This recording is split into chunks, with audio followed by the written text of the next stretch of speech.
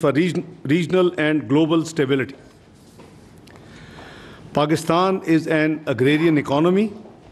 Millions of people are dependent on the waters being regulated by this treaty. Please don't forget we gave up three rivers in this treaty.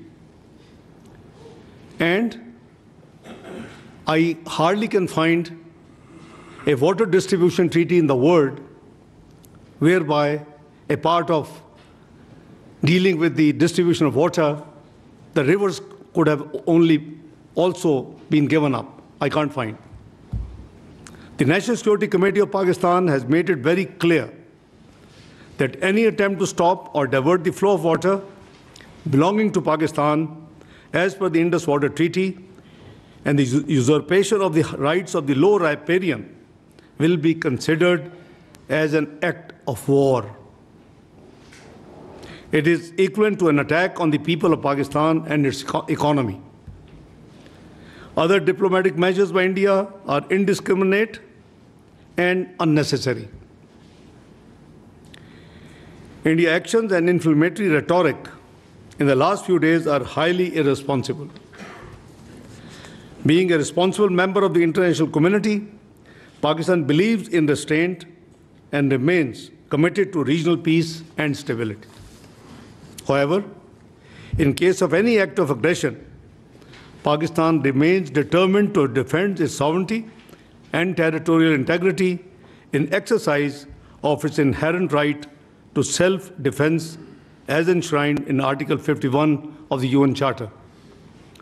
The world leaders I have been speaking to in the last few days after this incident, who have been requesting for the exercise of restraint, I have been making it very clear on behalf of our government, on behalf of the nation, Pakistan will not be the first one to resort to any escalatory move.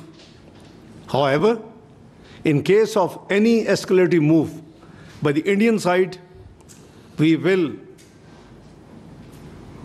respond very strongly. Let me raise some questions that need to be considered with respect to the Pahalgam incident. One, is it not the time for the international community to hold India accountable for its transnational assassinations in different countries, including Pakistan? Two, is it not important to distinguish between the international community's sympathy with victims of the incident and unwitting endorsement of Indian belligerence? Three, is it not that Indian propaganda is aimed at fabricating a casus belli for a military adventure? Four, don't you think that India's blatant disregard of international law and whimsical approach towards its obligations would lead to a highly unstable and unpredictable regional order?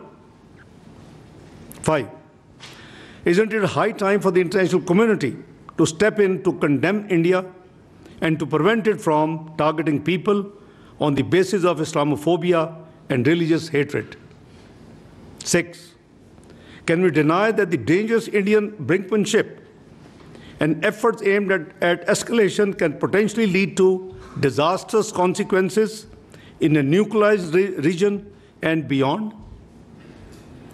Notwithstanding above, Pakistan is cognizant of the developing situation. We are very alert, the armed forces are alert, and the National Security Committee resolve is very much there. We are vigilant, our armed forces are vigilant, and the nation will thwart any misadventure, responding in a befitting and decisive manner at the time and place of our choosing.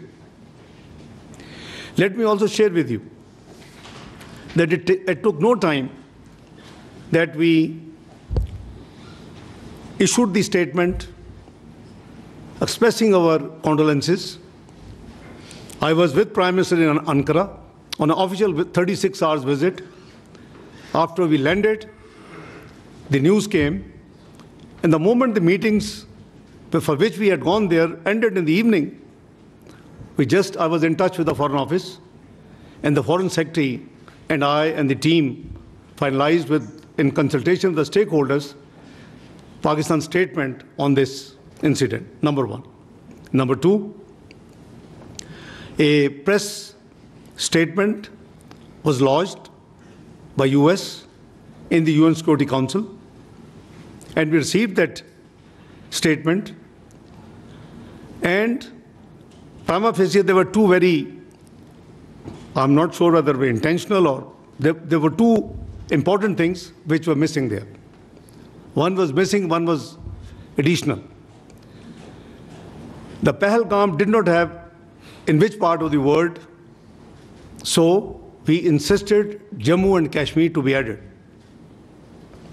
Number two, there was a reference to the resistance forum, and there was a condemnation of that forum. We were happy to do that, but we asked, can we have any evidence? Or even if they have self-claimed that they have done this, we'll be very happy.